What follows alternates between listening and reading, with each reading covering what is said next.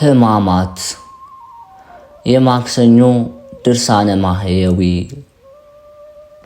አንድ አምላክ በሚሆን በአብ በወልድ በመንፈስ ቅዱስ ስም በእውነት በማመን ዓለምን ሁሉ የሚያድን የጌታችን የመድኃኒታችን የሞቱንና የመከራውን ነገር የሚናገር በዕለተ ሰሉስ የሚጸለይ የሚነበብ ድርሳን ይህ ነው። ጌታችን ኢየሱስንም አይሁድ አስቀድሞ ወደ ሐና ወሰዱት። በዚያች ወራት ሊቀ ካህናቱ ተሹሞ ስለነበረ ለቀያፋ አማቱ ነበርና፣ ቀያፋ ፈሪሳውያንና የካህናት አለቆችን የመከራቸው ነበር። ሕዝቡ ሁሉ ለመምከር በተሰበሰቡ ጊዜ እርስ በርሳቸው እነሆ ይህ ሰው ብዙ ተአምራትን ያደርጋል፣ ምን እናድርግ ተባባሉ። እንዲሁም ብንተወው ሁሉ ያምንበታል። የሮሜ ሰዎች መጥተው እኛንም ወገኖቻችን አገራችን ይወስዳሉ። ቀያፋም እናንተስ የምትመክሩትን አታውቁምን? ይህ ሁሉ ሕዝብ ከሚጠፋ አንድ ሰው ብንገድል ይሻላል አላቸው።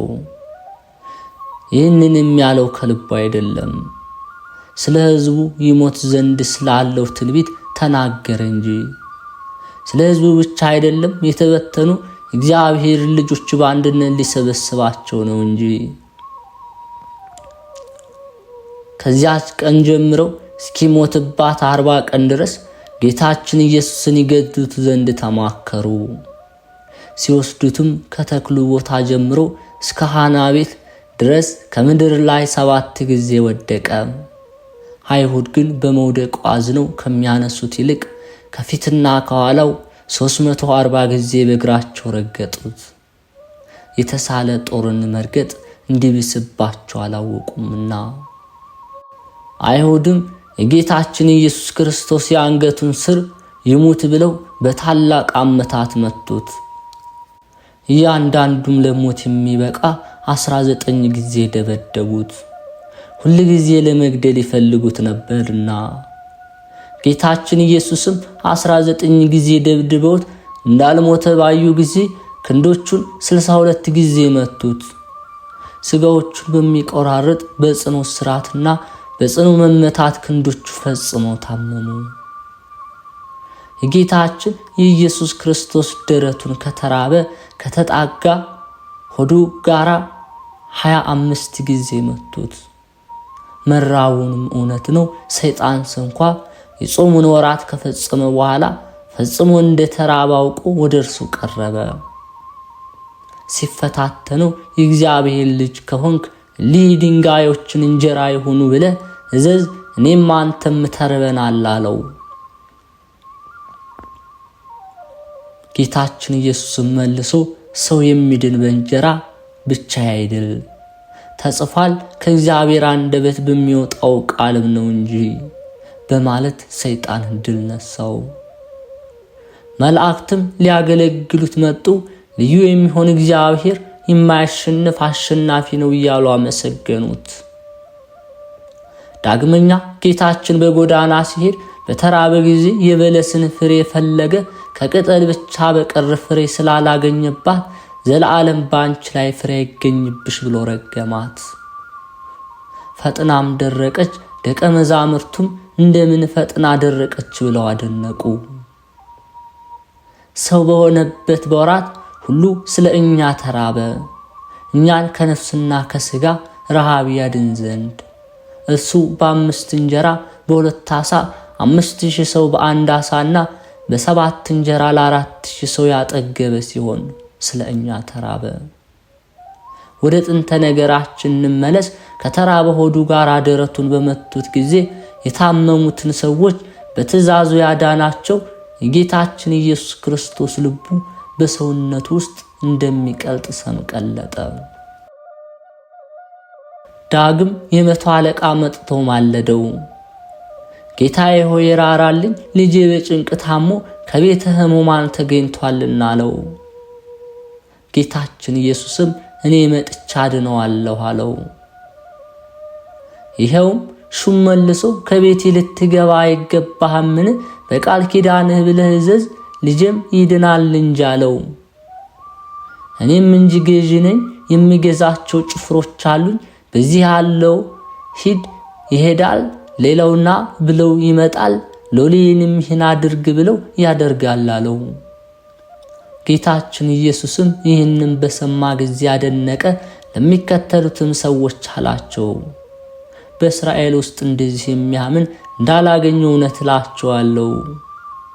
ብዙ ሰዎች በእኔ ስም አምነው ከምስራቅና ከምዕራብ ይመጣሉ፣ ከአብርሃም ከይስሐቅና ከያዕቆብ ጋር በመንግሥተ ሰማያት ይቀመጣሉ። የመንግሥተ ሰማያትን ልጆች ግን ለቅሶ ጥርስ ማፋጨት ወዳለበት ጨለማ ያወጧቸዋል። በቃሉ ትእዛዝ ልጁን አድኖ ይህንን የመቶ አለቃ ሂድ እንደ ሃይማኖት ይሁንልህ አለው። ይኸውም ሹም ወደ ቤቱ በተመለሰ ጊዜ ልጁ ድኖ አገኘው። አይሁድ ግን ደረቱን ከሆዱ ጋር በትእዛዝ የሚያድን እሱን ልቡን መቱት። ዳግመኛ የከነዓን ሴት እየጮኸች መጣች። ጌታዬ ዳዊት ልጅ ይዘንልኝ፣ ልጄን ክፉ ጋኔን ይዞ አእምሮዋን ያሳጣታልና አለችው። ጌታችን ኢየሱስም ለልጆቹ የቀረበውን እንጀራ አንስቶ ለውሾች መስጠት አግባብ አይደለም አላት። ይህችም ሴት መልሳ አዎን ጌታዬ፣ ውሾችም እንጂ ከልጆች ከጌቶቻቸው ገበታ የሚጥሉትን ፍርፋሪ ይበላሉ አለችው። በልቡም ትእዛዝ ከልጅዋ ጋኔን ወጣ። ጌታችን ኢየሱስም ስለ እምነትሽ ያ ጋኔን ከልጅሽ ወጣ፣ ሂጂ አላት።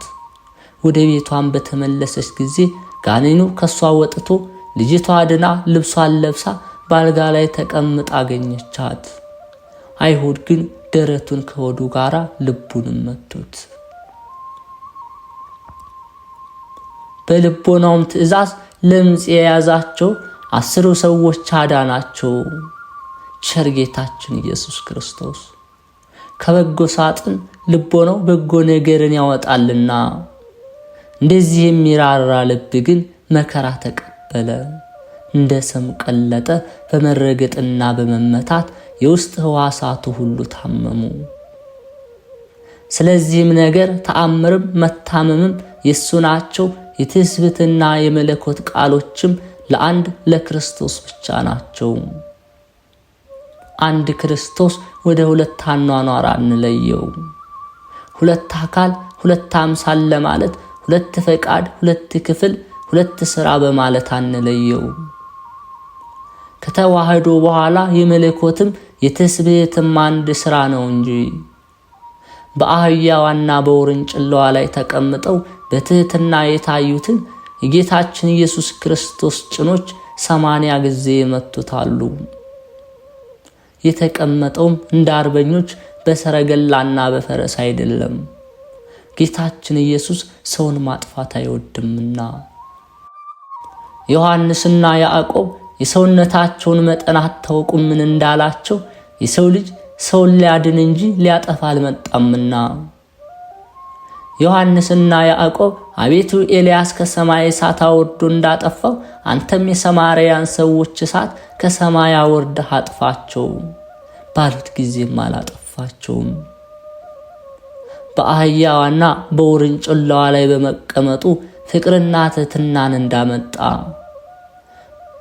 ወራቱም የፍቅር ወራት እንደሆነ ተገለጠ። ከጠላቶቹ ከአይሁድ እጅ እንዳያመልጥ በእነሱም እጅ እንዲሞት ተረዳ። ዮርዳኖስ የፈራችው የጌታችን ኢየሱስ ክርስቶስ እግሮች 47 ጊዜ መቷቸውም አሉ። ዮርዳኖስም የጌታችን እግሮች ከዳርቻው በደረሱ ጊዜ 40 ክንድ ያህል ወደ ኋላው ተመልሶ ሸሸ። እሳታውያን ከሚሆኑ እግሮቹ የተነሳ ዮርዳኖስ በእሳት እንዳፈሉት የፈላ ሆነ። ኃያላን በሚሆኑ እግሮቹ ከላይ ነቁ። አንድ የነበረ ዮርዳኖስ ከታች ከ2 ተከፈለ። በጌታችን በኢየሱስ ክርስቶስ እግሮች ስር አንበሪዎችና አሶች ሰገዱለት።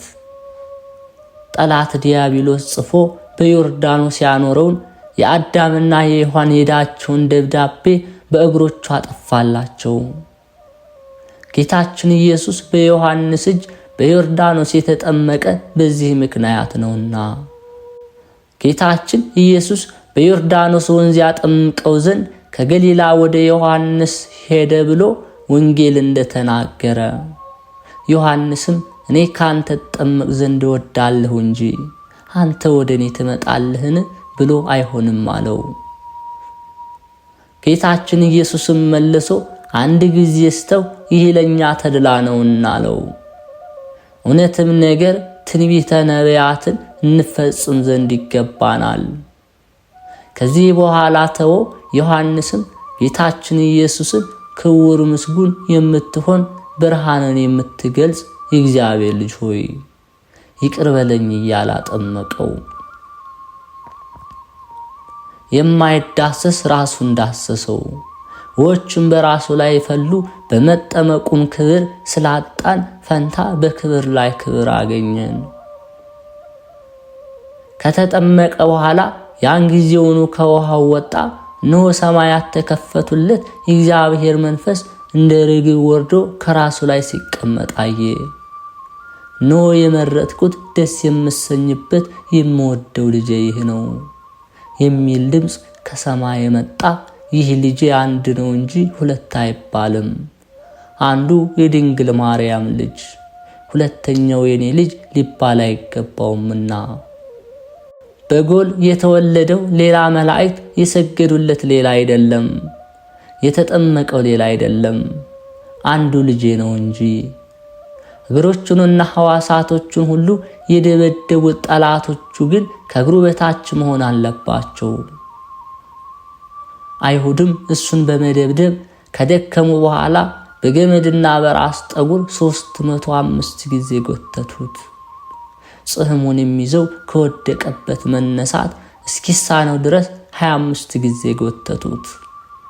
ከምድር አንስተው ጽሕሙን ይዘው በራሱ ጸጉር በጎተቱት ጊዜ የራሱን ጠጉር 305 ጊዜ ነጩት። ደግሞም ጽሕሙን 25 ጊዜ ነጩት። በዚህ መከራ ሁሉ ተቆጥቶ አልተናገረም። በሚሸልተው ፊት የማይናገር በግ ነውና። ይኸውም ያማረ የተወደደ በግ ዓለም ሳይፈጠር አስቀድሞ የታወቀ የተዘጋጀ ነው።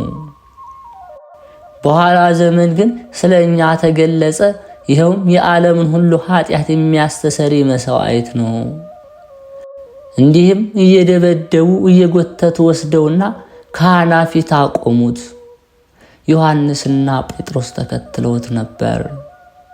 ያም ዮሐንስ በሊቀ ካህናቱ ዘንድ የተላመደ ነውና ከጌታችን ከኢየሱስ ጋር ወደ ሊቀ ካህናቱ ቦታ ገባ። ጴጥሮስ ግን ተከልክሎ ከውጭ ቀረ። ይኸውም ደቀ መዝሙሩ ዮሐንስ ለበረኛይቱ ተናግሮ ጴጥሮስን አስገባው። በረኛይቱም ሴት ጴጥሮስን አንተም ደግሞ የዚህ ሰው ደቀ መዛሙርት ወገን ነህን? አለችው። እሱም አይደለሁም አላት። የአይሁድ ሎላልነትና ጭፍሮች በዚያች ሌሊት ብዙ ብርድ ስለነበረ እሳት አንድደው እየጫሩ ቆመው ይሞቁ ነበር። ጴጥሮስም ከነሱ ጋር እሳት ይሞቅ ነበር። የካህናቱ አለቃ ሐና ጌታችን ኢየሱስን ስለ ደቀ መዛሙርቱና ስለ ትምህርቱ ጠየቀው።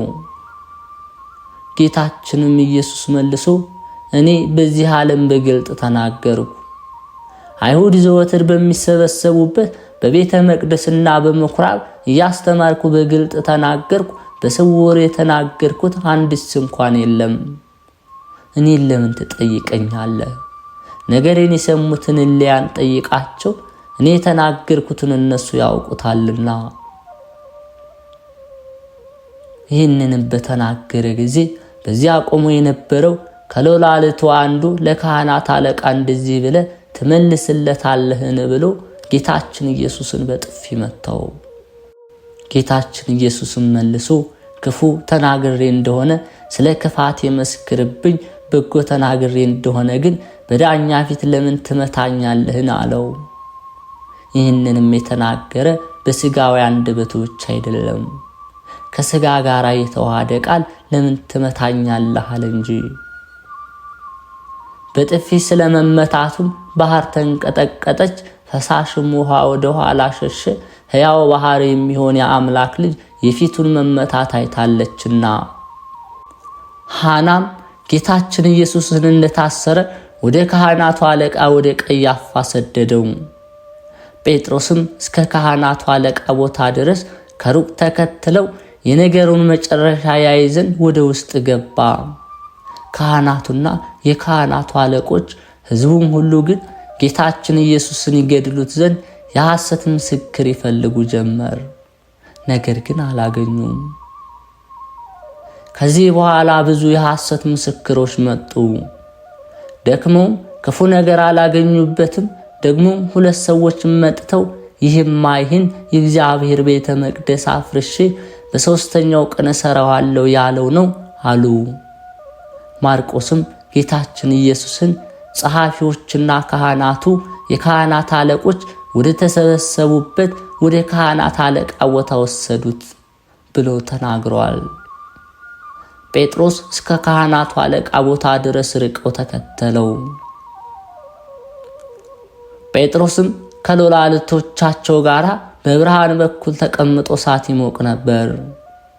የካህናት አለቆችና ሕዝቡ ሁሉ ጌታችን ኢየሱስን ይገድሉት ዘንድ የሐሰት ምስክር ይፈልጉ ነበር። ነገር ግን አላገኙም። በሐሰትም የሚመሰክሩት ብዙ ሰዎች ነበሩ። ምስክርነታቸውንም አልተስማማም። ሌሎች የሐሰት ምስክሮች ተነስተው እንዲህ ብለው ተናገሩ። ይህ ልጅ የሰራው መቅደስ አፍርሼ በ3ኛው ቀን ሌላ በእጅ ያልተሰራ ሰራለሁ ሲል እኛ ሰማነው ብለው ተናገሩ። ከዚህ ጋር ምስክርነታቸው አልተስማማም። የካህናቱም አለቃ ከአደባባይ መካከል ተነስቶ እንዲህ ያህል ሲያሳጡ አንድ ስንኳ አትመልስምን ብሎ ጌታችን ኢየሱስን ጠየቀው። ጌታችን ኢየሱስ ግን ዝም አለ፣ ምንም አልመለሰም። ደግሞ የካህናቱ አለቃ የብሩክ ልጅ ክርስቶስ አንተ ነህን ብሎ ጠየቀው። እውነትም የእግዚአብሔር ልጅ ክርስቶስ አንተ እንደሆንክ ትነግረኝ ዘንድ በሕያው እግዚአብሔር ማጸንሃለሁ አለው። ጌታችን ኢየሱስም መልሶ እኔ ክርስቶስ እንደሆንኩ አንተ ትላለህን አለው። እነሆ የሰው ልጅን በሰማይ ደመና ተቀምጦ ኃያል ባለው ስልጣን ሲመጣ ታዩታላችሁ። የካህናቱም አለቃ ልብሱን ቀደደና እንዲህ አለ፣ እነሆ ስድቡን ሰማችሁ። ለምን ምስክር ትፈልጋላችሁ? እንግዲህ ምን ትላላችሁ? ይህንን አላቸው። ሁሉም ሞት ይገባዋል ብለው ፈረዱበት። አይሁድም ከሰው ልጅ ይልቅ ደም ግባቱ በሚያምር በጌታችን በኢየሱስ ክርስቶስ ፊት ላይ ምራቅ ያበዛላቸው ዘንድ ባፋቸው ውሃ እየጨመሩ ምራቃቸውን 7 ጊዜ ተፉበት። ፊቴን አይቶ የሚድን የለም ብሎ በተናገረ በጌታችን ፊት ላይ ተፉበት። እሱ ግን ምራቃቸውን ተጸይፎ ፊቱን አልመለሰም። ጌታችን ኢየሱስም የሚያጸይፍ ምራቅን በፊቱ ላይ በመቀበሉ በኃጢአት የተቋቆረ የኃጢአት ቅባት የተቀባ ፊታችን ደስ በሚያሰይ ቅባቱ ብሩህ አደረገው። ራሱንም በበትር መቱት፣ ጉንጮቹንም 120 ጊዜ በጥፊ መቱት። በጥፊና በበትር ከመመታቱ ብዛት የተነሳ ራሱን ጉንጮቹን ቆሰሉ። በራሱም ላይ ያሉ ቁስሎች ታላላቆች 72 ያህል ናቸው። ዓይኖቹም አፍንጮቹም የደም ምንጭ ሆኑ። የያዙትም ሰዎች በጌታችን ኢየሱስ ክርስቶስ ይዘባበቱበት ጀመር። ፊቱን በጨርቅ ቅዳጅ ሸፍነው እየደበደቡ ክርስቶስ የመታህ ማን ነው ተናገር ይሉት ነበር። ሌላም ብዙ ስድብ ይሰድቡት ነበር። ጴጥሮስም ከውጭ ተቀምጦ ሳለ አንዲት ብላቴና መጥታ አንተም ከገሊላው ሰው ከኢየሱስ ጋር ነበርክን አለችው። ይህን የምትዩን ሰውን ያላውቀውም ብሎ በሕዝቡ ፊት ካደ። ወደ ደጅ ወጥቶ ሳለ ሌላይቱ ብላቴና አገኘችው። ከዚያም ለቆሙ ሰዎች ይህንን ከናዝሬቱ ሰው ከኢየሱስ ጋር ነበር ብላ ነገረቻቸው። ይህንን ሰው አላውቀውም ብሎ እየማለ ካደ። ጥቂት ቆይቶም ሳለ ከዚያ የቆሙ ሰዎች መጥተው ጴጥሮስን አንተም እውነት የእሱ ወገን ነህን? በነገርህም ትታወቃለህ አሉት። ከዚህም በኋላ ይህን ሰው አላውቀውም ብሎ ራሱን እየረገመ ማለ። ሁለተኛም ዶሮ ጮኸ። ጌታችን ኢየሱስም ተመልሶ ጴጥሮስ አየው። ጴጥሮስም ዶሮ ሳይጮህ 3 ጊዜ ትክደኛለህ ብሎ ጌታችን ኢየሱስ የተናገረውን ቃል አስቦ ሄዶ ያለቅስ ጀመር።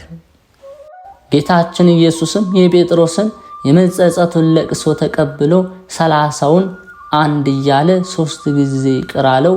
የመንግሥተ ሰማያትን መክፈቻ ሰጠው። ጌታችን ኢየሱስ ክርስቶስ ቸር ይቅር ባይ ነውና። ጌቶቼ አብ መንፈስ ቅዱስ ሆይ አደራ እላችኋለሁ። እመቤቴ ማርያም አንቺንም እማጸናለሁ እማልዳለሁ። ጌታችን ኢየሱስ ክርስቶስ በነፍሱና በስጋው በተቀበላቸው መከራዎች ሁሉ ሁለተኛ በመቸንከሩ የእሾህ አክሊል ተቀዳጅቶ በመስቀሉ በመሞቱም ወደ ሲኦልም በመውረዱ በጦር በመወጋቱ በመቀበሩ ኃጢአቴን ሁሉ ይቅር ትሉኝ ዘንድ ከኃጢአትም ሁሉ ፍዳ ታድኑኝ ዘንድ ለዘላለሙ አሜን። ወንጌል እንደተናገረ ጌታ ኢየሱስ ክርስቶስ ያደረገው ተአምር ይህ ነው። በቅፍርናሆም ልጁ የታመመበት የንጉሥ ወገን የሚሆን አንድ ሹም ነበር። እርሱም ጌታ ኢየሱስን ከይሁዳ ወደ ገሊላ እንደመጣ በሰማ ጊዜ ልጁ ለሞት ቀርቦ ነበርና ያድንለት ዘንድ እንዲወርድ ወደ እርሱ ሄዶ ለመነው። ጌታችን ኢየሱስም ተአምርና ምልክት ካላየ አታምንምን አለው። ያም የንጉሥ ባሪያ ልጄ ሳይሞት ፈጥነህ ወረድልኝ አለው። የዚያን ጊዜም ጌታችን ኢየሱስ ክርስቶስ ልጄ ድኗል ሂድ አለው። ያም ሰው ጌታችን ኢየሱስ በነገረው ቃል አምኖ ሄደ። ሲወርድም ብላቴኖች ተቀምጠው ልጅህስ ድኗል አሉት። አይሁድ ግን አዳኝ ክርስቶስ ደረቱን ልቡን ከሆዱ ጋር አመቱት።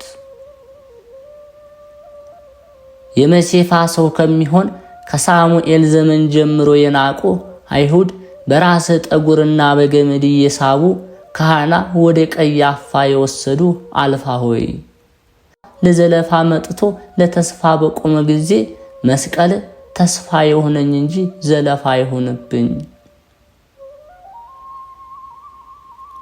ክንድ ከወሰናቸው ከሁለቱ ክንዶች ጋር የተዋረደች ሆነች። የአንገትህን ስር በመምታትና በማሰር መከራ ያጸኑብህ ፍጹም ኃጢአትን ብሰራ በየቀኑ ሁሉ ቸርነት ይከተለኝ። ሆድህ ቸርነትን የተመላው ደረትህም ሰውን የሚያጸና ነው። በከበረ ደምህና በፊትህ ወዝ መከራ እስኪያጸኑብህ ውሳጣዊ የሚሆን ነዋየ ውስጥህን የመቱ ከተሰወረ ኃጢአት ያንጻኝ እኔ ለባሪያህም ከልዩ ነገር ራራልኝ። እንደ በደለኛ አይሁድ በመቱ ጊዜ ያለ ቁጣ የጭኖች ብትርን የታገሰ የሽፍቶችን መስቀል የተሸከመ ከበደል የተራቆተ ክርስቶስ ሆይ አቤቱ የቀይ እባብ ሰራዊቶች እንዳይመጡብኝ በኃይል እግራቸውን እንደ እባብ እግር አድርግልኝ። ድብደባን ካበዙብህ በኋላ አይሁድ በተክል ቦታ ውስጥ 36 ጊዜ 2 እግሮችን የመቱ በቀኝና በግራ አረፍትን ሰርተው በሳታዊ ባህር መካከል ጎዳናን ስጠኝ። በስጋው ጥቁር ከሆነ ከብዝህት ራስ ጠጉር ጋራ ግሩም የሆነ የፊትህን ጽሕም የነጩ በተቀበልከው መከራ የበሽተኞችን ሕይወት ክርስቶስ ሆይ በጣፈጠ በጎንህ ደም ነፍሴን አሳድር፣ ነፍሴ በደም ታድራለችና። ግፍን የማይፈሩ አይሁድ ረግጠው 7 ጊዜ በጎዳና መካከል የጣሉ ሊቀ ካህናትን በውጭ በጎ በተናገርኸው ጊዜ በነገርህ እንዴት ተቆጣ? ማልኮስስ ፊትህን እንዴት ጸፋ? በፈንታው ወደ ተሾመ ወደ አማቹ ቀያፋ በሐና ትእዛዝ ዳግመኛ የወሰዱ መለኮት በሥጋ ለምን ታመመ? መለኮትህስ በመቃብር ውስጥ ለምን ተኛ? ዓለም አንተን ምንም በከንቱ ባለወርስ። ከጠጉር እጅግ የብዙ ጠላቶች በግፍ በሕይወትህ የሞት ፍርድን የፈረዱብህ በሰው መከራ የተፈተነ ክርስቶስ ሆይ ክረምትን ባገባህ ጊዜ በጋንም በየጊዜው ባመጣኸው ጊዜ በምህረትህ ጠብቀኝ። ፊትህን ለመመታት የሰጠ ከአፍረት ምራቅም ፊትህን ያልመለሰ ተማሪዎች በመከራ ጊዜ ጥለው የሸሹ ክርስቶስ ሆይ በጭቃ የተሰራ ቤትን ሌቦች እንዳይቆፍሩት በመስቀልህ ጠብቀው። ጠላቶች በጣታቸው ዓይንን የሸፈኑ በብትር መትተው ያቆሰሉ ዳግመኛም በግዞት ቤት እጅና እግርህን የታሰረ ቸር ፈጣሪ በለመለመች ሀገርና በአማረች ምድር ነፍሴን አሳርፋት። ጌታ ኢየሱስ ክርስቶስ ሆይ ኃጢአቴን አስተስርይልኝ። አሜን። የክርስቶስ ቤተሰቦች ከዚህ በመቀጠል በዕለተ ማክሰኞ በቅድስት ቤተ ክርስቲያናችን ሥርዓት የሚነበበው ይህ ነው። ዳርዮስ በነገሰ በሁለተኛው ዘመን በ8ኛው ወር በኅዳር የእግዚአብሔር ቃል ወደ በራክዩ ልጅ ወደ ነቢዩ ዘካርያስ እንዲህ ሲል መጣ። እግዚአብሔር በአባቶቻቸው ላይ ጽኑ ቁጣ ተቆጣ። ሁሉን የሚገዛ እግዚአብሔር እንዲህ አለ፣ እናንተ በንስሐ ወደ እኔ ተመለሱ፣ እኔም በይቅርታዬ ወደ እናንተ መለሳለሁ።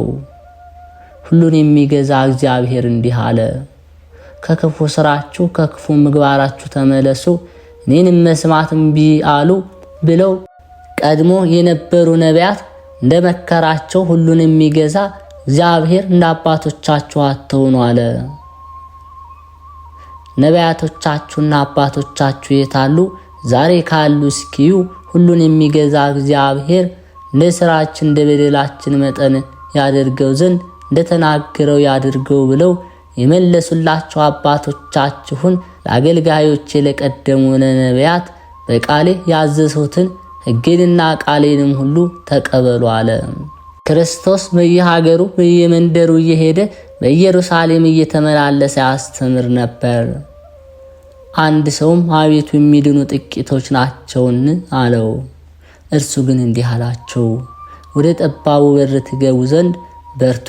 ሊገቡ የሚችሉ የማይቻላቸው ብዙዎች እንደሆነ ነግራቸዋለሁ። ባለቤት ተነስተው በሩን ይዘጋልና ያን ጊዜ ከበሩ ቆመው አቤቱ አቤቱ ክፈትልን እያሉ መዝጊያ ሊመቱ ይጀምራሉ። መልሰውም ከወዴት እንደሆናችሁ አላውቃችሁም ይላቸዋል። ከዚህ በኋላ በፊትህ በልተን ጠጥተን አልነበረምን? በአደባባያችንስ አስተምረን አልነበረምን? ሊሉት ይጀምራሉ።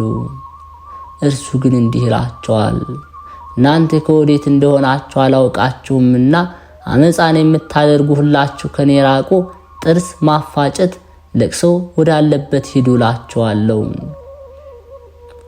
አብርሃምን ይስሐቅንና ያዕቆብን ነቢያትን ሁሉ በእግዚአብሔር መንግሥት ባያቸው ጊዜ እናንተ ግን ወደ ውጭ ያወጧቸዋል።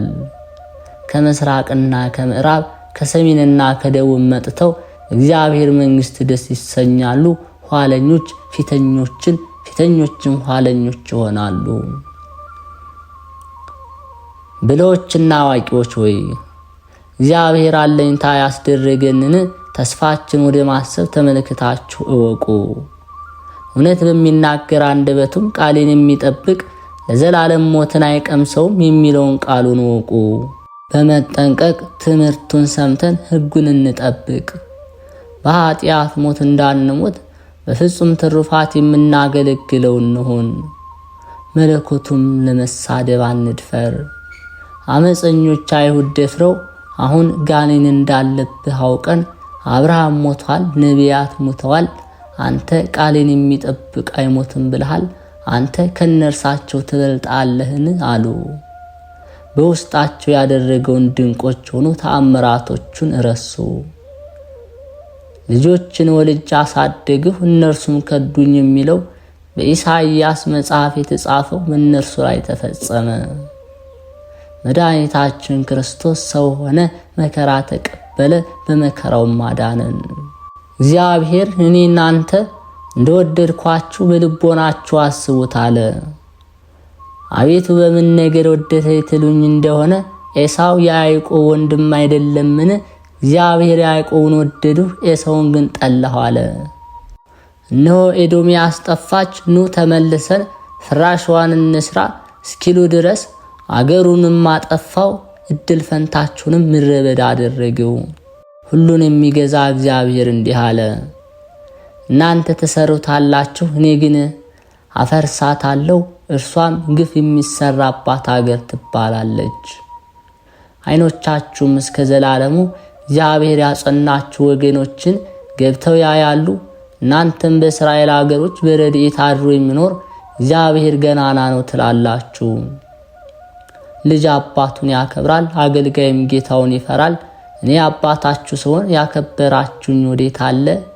ሁሉን የሚገዛ እግዚአብሔር እኔ ጌታችሁ ከሆንክ የፈራችሁኝ መፍራት ወዴት አለ? እናንተንም ካህናት ስሜን ያረከሳችሁት ስምህን ያረከስነው በምንድነው ትሉኝ እንደሆነ ርኩሱን ህብስት ወደ መሠዊያ ይጨምራችኋልና፣ ስለዚህ ነው ያረከሰውን በምንድነው ምትሉኝ እንደሆነ እግዚአብሔር መስዋዕት የተነቀፈ ነው፣ በውስጡም የተሰራው እህሉ የተናቀ ነው ብላችኋልና ስለዚህ ነው።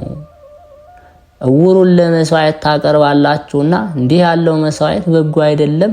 ድውዩና አንካሳውን ብታመጡ በጎ መስዋዕት አይደለም።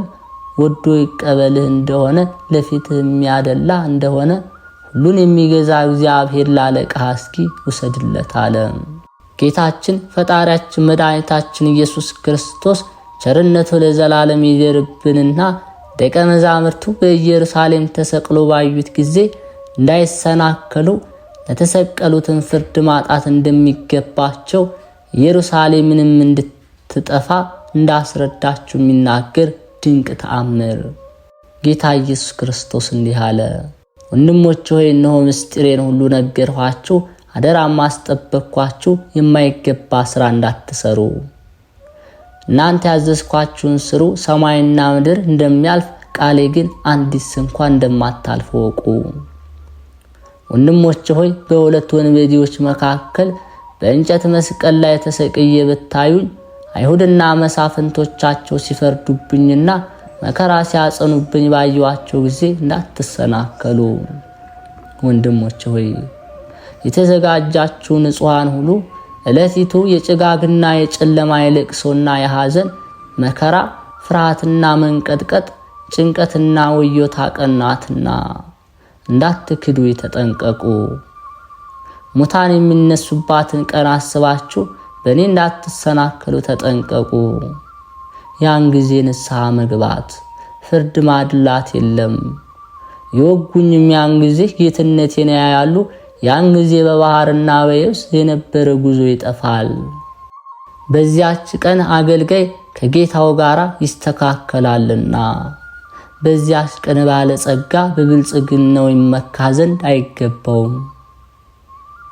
በዚያች ቀን ባለጸጎችና ድሆች ትክክል ይሆናሉና፣ በዚያች ቀን የነገሥታት ክብራቸው፣ የመኳንንት ግዛታቸው፣ የፈራጆች ፍርዳቸው፣ ስልጣናቸው ይሻራልና። በዚያች ዕለት በአብ በወልድ በመንፈስ ቅዱስ ስም ተጠምቀው በጎ የሰሩ ጻድቃን ለክብር ይዘጋጃሉ፣ ከሃዲያን ግን በስቃይ ይቸገራሉና። ያች ዕለት የመካሄጃና የድንጋጤ የፍርሃት ቀን፣ ያች ዕለት የመካካጃና የድንጋጤ የፍርሃት ቀን ናት። በዚያች ቀን ብርሃን የለምና። ለዚያችም ዕለት ማለቂያ መፈጸሚያ ወይም ጉድለት የላትም። በዚያች ዕለት ለፍጥረት ሁሉ ጌትነቴን እገልጣለሁና። ያች ዕለት የውከትና የመንቀጥቀጥ ቀን ናትና። በዚያችም ዕለት የኃጥአን ፊት ይጨልማልና፣ ዕለቲቱም ስሜን ለካዱ ጭንቅ ትሆንባቸዋለች፣ ፍዳቸውን የሚቀበሉባት ቀን ናትና። በዚያች ዕለት የፀሐይ ብርሃን ወይም የጨረቃ ብርሃን የለም፣ ከዋክብትም አይወጡባትምና። በዚያች ዕለት በስልጣኔ ሰማይ እንደ ወረቀት ተጠቀልለዋለሁና። በዚያች ዕለት ኃይሌን ጌትነቴን እገልጣለሁና። በዚያች ዕለት ከአዳም በነሳው ሥጋ በአይሁድ እጅ የተወጋሁትን ጎኔን የእትራቱን ቦታ እገልጣለሁ። በዚያች ዕለት አይሁድ ከሃሊነቴን ያያሉ፣ በሥጋ የሰቀሉኝም ይተክዛሉ። በዚያች ዕለት እንክርዳዱን ከስንዴው ለይተው በነዶ አስረው ወደማይጠፋ እሳት ይጨምሩት ዘንድ ስንዴውን ግን ወደ ጎታ ይሰበስቡት ዘንድ መላእክቶችን እልካቸዋለሁ። በዚያች ዕለት መናፍቃን ይጠፋሉ፣ በመላእክቶችን ፊት ያፍራሉ። በዚያች ዕለት ለሚክዱ ሁሉ የገሃነም በር ከፍታለሁ፣ በዚያም ልቅሶ ይሆናል። በዚያች ዕለትም ለበደለኛ ሐዘኑ አይጠቅመውም፣ ንስሐውም የለውምና። በዚያች ዕለት ሰው በሰራው ሁሉ ያፍራልና። በዚያች ዕለት መጽሐፍ ይገለጣሉ፣ በሰው ሁሉ በሰራው ሥራ ሁሉ ላይ ይነበባሉና። በዚያች ዕለት መማለጃ ተቀብሎ ማላት አራጣ ማበደር የለም። በደለኛ እንደ በደሉ ፍርዱን የሚቀበልባት ትክክለኛ ፍርድ የሚሰጥባት ናት እንጂ። በዚያች ዕለት ወዳጅ ለወዳጁ አይጠቅምም። ሰዎች ሁሉ ከምድራዊ ግብራቸው ተለይተው በጌትነት የዙፋን ፊት ይቆማሉና። በዚያችም ዕለት የብርሃን አደባባይ ከፍጹም ከዚያ ፍርድ እቀመጣለሁ። ያች ዕለት አመጽና ድሎ የሌለባት የእውነት ዕለት ናት።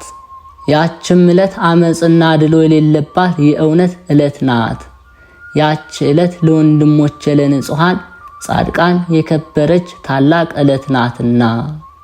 ጌታ ኢየሱስም ይህንን ትእዛዝ በፈጸመ ጊዜ ለደቀ መዛሙርቱ እንዲህ አላቸው፣ ወደ አይሁድ አሳልፈው ከመስጠታችሁ በፊት ስለኔ የተናገሩት የነቢያት ትንቢት ይፈጸም ዘንድ ወደ ኢየሩሳሌም እንሄድ። ዓይኖቻችሁን አንስታችሁ መከራችሁ እንደረገጣና እንደደረሰ እግሮችንም ተመልከቱ። ጊዜውም ደረሰ፣ አጫጆችን ለመቅጠር እሻለሁ። በውስጡ የተዘራ እንክርዳድ ከስንዴውም ጋር አብሮ አድጎ እንደሆነ አስቀድሞ እንክርዳዱን ለቅመው በየነዶው አስረው ከገለባው ጋር ወደማይጠፋ እሳት ይጨምሩት ዘንድ፣ ስንዴውን ግን ከገለባው ተቀላቅሎ አውሎ ንፋስ እንዳያገኘው ወደ ጎተራ ይሰበስቡታል። ተላልፌ ለጠላቶች የምሰጥባት ጊዜ አለና። ስለዚህ ነፍሴ ትተክዛለች። ጠባቂው በርትቶ ካልጠበቀ በግ ከተኩላ አፍ እንደማይድን ወቁ። ገበሬው በርትቶ የግብርናውን ሥራ ካልሰራ ብዙ ምርት አግኝቶ ደስ አይለውም።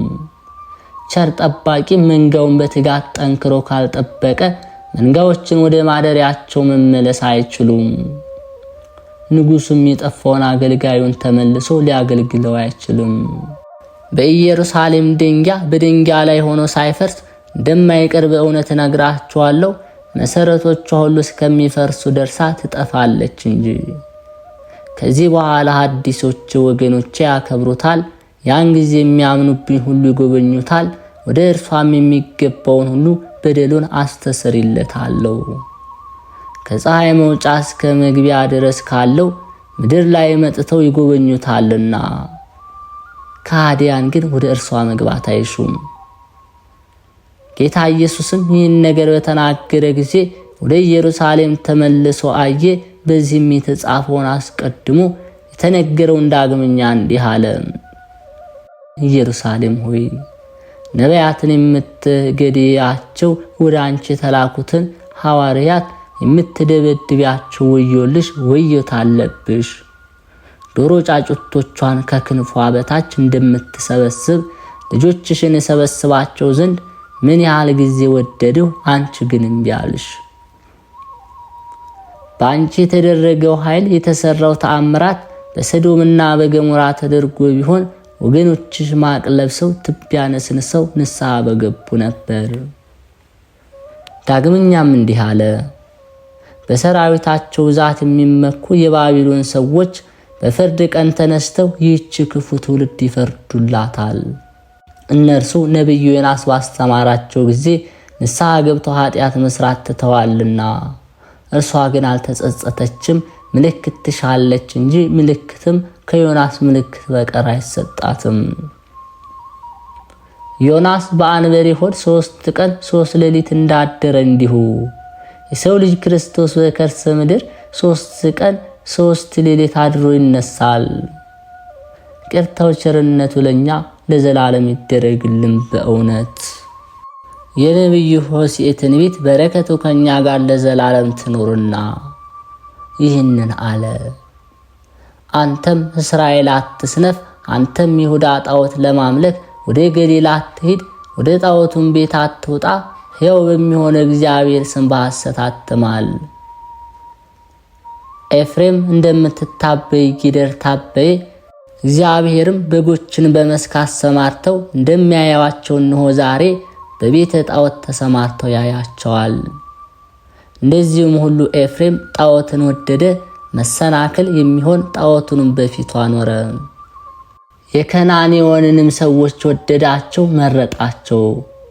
በኃጢአት በጣዖት ሰሰኑ፣ በፊታቸውን በክፋት አደረጉ፣ ጣዖታትንም ወደዱ። ይህችንም ዝሙት የምትወድ ልቦና ናት። በልቦናቸው ወንጀል ጉስቁልናን ወደዱ፣ በመሠዊያቸው ያፍራሉ። ኃጢአታችሁን ለሚመለከቱባችሁ ለነቢዩ ወጥመድ ሆናችሁበታልና እንጨቱን ተክለው ገመዱን ዘርግተው ያጠምዱት ዘንድ አዳኞች እንዳይኖሯት ወጥመድ ሆናችሁበታልና ይህ ሁሉ መከራ በእናንተ ላይ እንደሆነ ካህናት የእስራኤል ወገኖች ይህንን ነገር ስሙ፣ የንጉሥም ወገኖች አድምጡ። ኃጢአታችሁን ለሚመለከትባችሁ ለነቢዩ ወጥመድ ሆናችሁበታልና እንጨቱንም ተክለው ገመዱንም ዘርግተው ያጠምዱባት ዘንድ አዳኞች እንዳኖሯት ወጥመድ ሆናችሁበታልና ይህ ሁሉ መከራ በእናንተ እንደሆነ ካህናት የእስራኤል ወገኖች ይህንን ነገር ስሙ፣ የንጉሡንም ወገኖች አድምጡ። እኔ ግን መምህራችሁ፣ የምሰራችሁ፣ የምቀጣችሁ ነኝ። ኤፍሬም ዛሬ በኃጢአት ሰስኗል፣ እስራኤልም በጣዖት ረክሷልና ለኤፍሬም በደሉን እኔ አወኩበት፣ እስራኤልንም ከመበደል አልራቀም። ዝሙት የሚወድ ልቦና በእነሱ አለና ወደ ፈጣሪያቸው ይመለሱ ዘንድ በአምልኮ ልቦናቸውን አልመለሱም። እነሱ ግን በሕግ አምልኮ እግዚአብሔርን አላወቁትም። የእስራኤልም ጉስቁልናውን ስድቡ በፊቴ ነው። ንጉሡና ሰራዊቱ በሰሩት ኃጢአታቸው መከራ መጥቶባቸው ይደክማሉ። ይሁዳም ከነሱ ጋር መከራ ይቀበላል። ላሞችንና በጎችን ይዘው በአንድነት እግዚአብሔርን ሊፈልጉት ይሄዳሉ። ተለይቷቸዋልና አያገኙትም። እግዚአብሔርን ስለካዱት ስለተለዩትም እንደ ከነዓን ልጆች ስለሆኑባት ኖ ዛሬ ርስታቸውን ኩብኩባ ይበለዋል። የእስክንድርያው ሊቀ ጳጳስ ቄርሎስ እንዲህ አለ። እግዚአብሔር ቃል በግድ እንደተያዘ በባህሪ መለኮቱ መከራን እንደታገሰ አስመስለን በጉባኤያችን መካከል መራራ አነጋገርና የልቦና ድንዳኔን ልናገባ አይገባንም። ይህን ነገር በእውነተኛ ቀንተን እንዲህ እንናገራለን። ይህንንም ፈጽመን ፈጥነን እንረዳዋለን። እኛስ ሰማዕታት በሃይማኖት በምግባር ፍጹማን በሆኑ ጊዜ ወደው ፍጹም መከራን እንደተቀበሉ ይህን ነገር በእውነተኛ ቀንተን እንዲህ እንናገራለን። ይህንንም ፈጽመን ፈጥነን እንረዳዋለን። እኛስ ሰማዕታት በሃይማኖት በምግባር ፍጹማን በሆኑ ጊዜ ወደው ፍጹም መከራን እንደተቀበሉ ሃይማኖታችንንም አጽንተው እንደጠበቁ ጌታችን ክርስቶስም ደስ የሚያሰኘውን ክብር እንዳገኙ እንናገራለን። አሁንም ሰማዕታትን በሰይፍ በመቷቸው ጊዜ፣ በእሳትም ባቃጠሏቸው ጊዜ፣ ይዘውም በሰንሰለት ባሰሯቸው ጊዜ በእውኑ ነፍሶቻቸው ከሥጋ ጋር ይህንን ሁሉ ተቀበሉን? ነፍሳትን ዳግመኛ በእሳት ተቃጠሉን? በሰይፍ ተመቱን? ብሎ አንድ ሰው ይጠይቅስ? እኛስ የእነርሱን ነገር ከሥጋ መከራ ልዩ እንጂ ናቸው፣ ይህንን ጽኑ መከራ አይቀበሉም ብለን እንመልሳለን። እነርሱ በባህሪያቸው ለብቻቸው ከሆኑ የሥጋ መከራ ስላልተቀበሉ ክብር አያገኙማ ብሎ ቢመልስልን፣ እኛም መከራን ከሚቀበል ከሥጋ ሕማም ለብቻቸው የተለዩ አናደርጋቸውም፣ ሥጋ የሚነሱ ነው እንጂ የሌላ አይደለም ብለን እውነተኛ ነገር እንመልስለታለን። የመለኮት ባህሪ እንደታመመ በሥጋ ሕማም እንደተያዘ ይነገር ዘንድ እንደ አይሁድ እንደ መናፍቃን አነጋገር ስድብ ነው እንጂ ይህ ትምህርት አይደለም። ለኛስ በጎ ትምህርታችን በጎ ሃይማኖታችን በመለኮት ሳይታመም ከስጋ ከሕማም ሳይለይ ቃል ለእሱ ብቻ ገንዘብ እንደሆነ አድርጎ የስጋ ሕማም ወዶ እንደተቀበለ እናምን ዘንድ ነውና የሊ መምህራን በረከታቸው ከኛ ጋር ትሁን። ጌታችን መድኃኒታችን ኢየሱስ ክርስቶስ በድንገት መምጣቱን ለደቀ መዛሙርቱ እንደነገራቸው ስለዚህም ቸል እንዳይሉ መከወንም ሳይሰቀቁ ከስንፍና እንቅልፍ ይነቁ ዘንድ እንዳስጠነቀቃቸው የሚገልጽ ተአምር። ወንድሞች ሆይ በኋለኛው ዘመን በእናንተ ላይ ከሚመጣባችሁ መከራ ተጠበቁ። ያን ጊዜ ፈጽሞ የሚያጣ መከራን ይመጣልና ይሁን ነውቁ። ያን ጊዜ ከሚደርስባችሁ ከመከራውና ከጎኑ ጽናት የተነሳ ብዙዎች ይክዱኛል። ከነዋ መሐኬት ነቅታችሁ መብራታችሁን አብሩ፣ የሙሽራውንም ዕቃ አዘጋጁ። ሙሽራውን በመጣ ጊዜ ለሰርግ ቤት ያልተዘጋጃችሁ ሆናችሁ እንዳያገኛችሁ። ስለ መብራታችሁ ዘይት ግዙ፣ ሙሽራ የሚመጣበትን ጊዜ አታውቁምና። በሌሊትም ሰዓት ውስጥ ለረጅም ጊዜ አታንቀላፉ። ሌባ ቤቶቻችሁን በርብሮ በድህነት ላይ እንዳይጥላችሁ ንቁ። እንዳይፈረድባችሁ አትፍረዱ። በኋለኛው ዘመን በአፋቸው የሚያምኑብኝ በአፋቸው የሚያከብሩ ሰዎች እንዲነሱ አውቃለሁ። አትከተሏቸው። ስሜንም እንዳትክዱ። ስሜን ለሚክድ ወዮለት። በጌትነቴና በክብሬ ዙፋን በተቀመጥኩ ጊዜ በመላእክቶች ፊት እኔም እክደዋለሁ። ዳግመኛም እኔ እንደማላውቀው በአባቴ ፊትና በሰዎች ሁሉ ፊት እክደዋለሁ። ከሚክደኝ ይልቅ ሰዶምና ገሞራ በፍርድ ቀን ዕረፍትን ያገኛሉ። በስሜ አምኖ ንስሐ የገባ የተመሰገነ ነው። እኔም ከወዳጆቹ ጋር አኖረዋለሁ። ተላ ደስታ ከሚገባቸው ሰዎች ጋር አድርገዋለሁ። እኔንም በመውደዱ ስለ ስሜ የሞተ በዕለተ ምጽአት ይቀበለኝ ዘንድ በደመና ተጭኖ እንዲበር አድርገዋለሁ። በሕያዋንና በሙታን ፈርድ ዘንድ በምመጣ ጊዜ መላእክቶች ተቀብለው ወደ እኔ እስኪያደርሱት ድረስ በክንፎቻቸው ይሸከሙታል። ሕጌን ትእዛዜን ጠብቆ የሞተ የተመሰገነ ነው። ሥጋውና አጽሙ አይረግፍምና ከእርሱም መድኃኒት ወንዝ አፈልቃለሁ። ከአጥንቶችም ድውያንን የሚፈውስ የድህነት ውሃ እንዲወጣ አድርጋለሁ እንጂ። ስለ ስሜ የሞተ የተመሰገነ ነው። ከእርሱ አጋንንት እንዲሸሹ አድርጋቸዋለሁና ስሜ በውስጣቸው ይመስገን ዘንድ በአጽሞች ላይ አብያተ ክርስቲያናት ይታነጻሉ። የሚያምኑብኝና በሃይማኖቱ የሚጸና ለዘላለም አይጠፋም። ይቅርታው ቸርነቱ ለዘላለም ከኛ ጋር ይኑር ለዘላለሙ አሜን።